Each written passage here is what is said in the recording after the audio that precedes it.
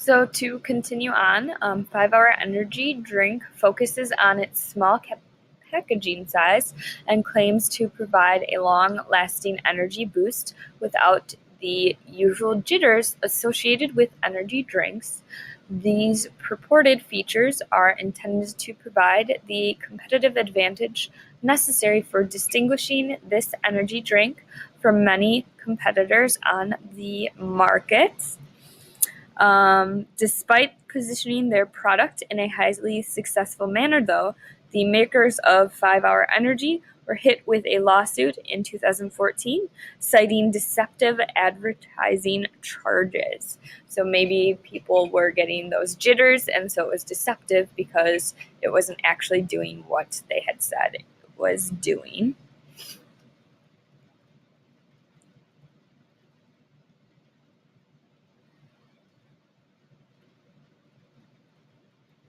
So when it comes to positioning strategies, recruiting student athletes is an extremely competitive process for collegiate athletic programs throughout the U.S. One way the University of North Florida helps pitch the school as an ideal destination for recruits is a lazy river water feature on campus, which creates a laid-back feel for students to relax. In a tweet, ESPN SportsCenter anchor and former UNF athlete Sarah Walsh said when asked how often the Ospreys athletic program leverages the amenity as a recruiting tool, she replied, tons. This concept is not lost on other schools, as colleges like Texas Tech and Missouri have either already implemented similar amenities or have announced plans to do so in the future. Like LSU's plan to have an $85 million lazy river pool and collegiate recreation facility. Some positioning errors that should be avoided is what differences should you promote, and are those differences actually legitimate? So this again was that product positioning with 5 Hour Energy. They were hit with that lawsuit in 2014, which cited deceptive advertising charges. So you need to be careful with your positioning to make sure that they are legitimate and not just something that you're trying to use just to gain that differentiation. So next up is product differentiation. And product differentiation refers to a positioning strategy that some firms use to distinguish their products from those of competitors. An example of this is Kentwool, which is a 160-year-old company known for selling upscale niche clothing. Recently introduced a $25 pair of golf socks to the marketplace, positioning the product as performance apparel for the golf aficionado.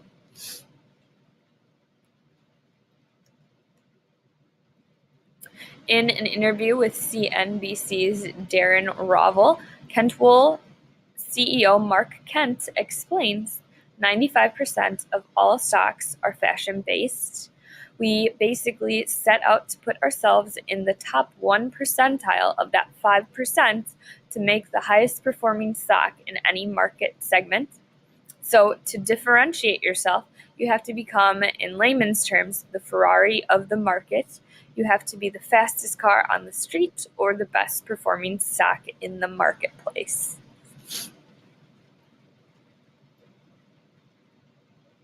Another example is that when glucose launched in 2015, the brand positioned itself as an all-natural alternative to differentiate their products from competitors like Gatorade or Powerade. So they're an all-natural sports drink. Sometimes companies want to reposition their products, and repositioning is a marketer's plan for changing consumers' perceptions of a brand in comparison to competing brands.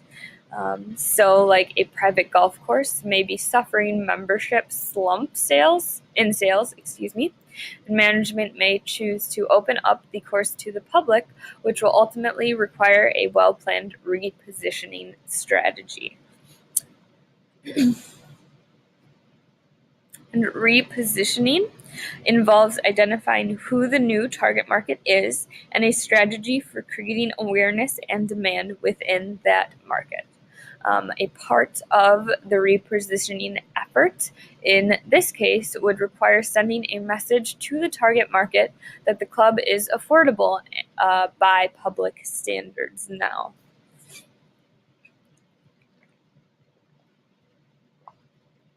So they might change their slogan to be more "Enjoy the benefits of a private club at public course rates." Another example of repositioning is that the average age of a Major League Baseball fan is 44 years old, but the 18 to 24 age demographic is the target audience most sponsors and advertisers try to reach to help reposition the brand as a product that would attract a younger demographic. MLB has focused on developing their Fan Cave program through integration of new hip technology, a trendy location, and relationships with unlikely partners like MTV2.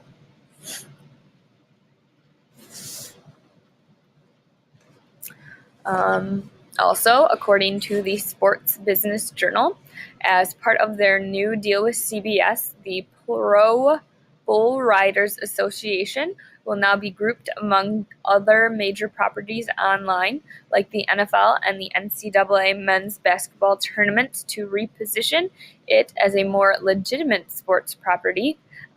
In the past, PBR, or Pro Bull Riders, was grouped under the CBS Sports Spectacular banner alongside some other niche sports.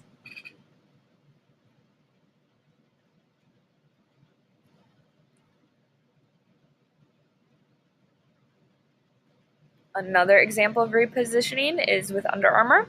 As a company built with football in its DNA, consumers have long associated Under Armour brand with apparel that featured sweat-wicking technology and other football-oriented products like cleats.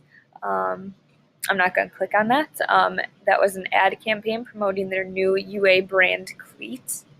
But as the company grew and product lines expanded, Under Armour needed to reposition the brand as one that offered apparel that met the needs of all athletes, including a major push to reach a female audience.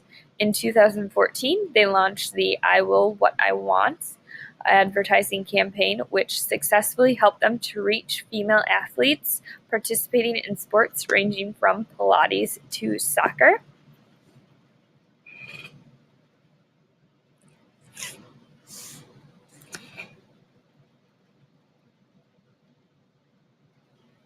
By 2015, their lineup of brand ambassadors included Misty Copeland, Lindsey Vonn, Gisele Bündchen, I can never pronounce her last name, Brianna Cope, and Kelly O'Hara.